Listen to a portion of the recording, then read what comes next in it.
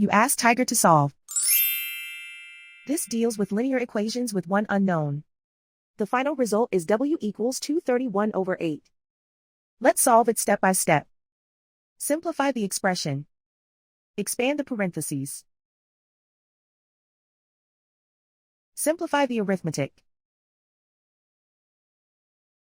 Find the greatest common factor of the numerator and denominator. Factor out and cancel the greatest common factor. Combine like terms. Group all constants on the right side of the equation. Subtract 9 from both sides.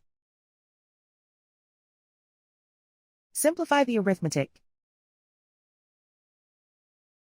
Convert the integer into a fraction. Combine the fractions. Combine the numerators. Isolate the w. Divide both sides by 4. Simplify the fraction. Simplify the arithmetic.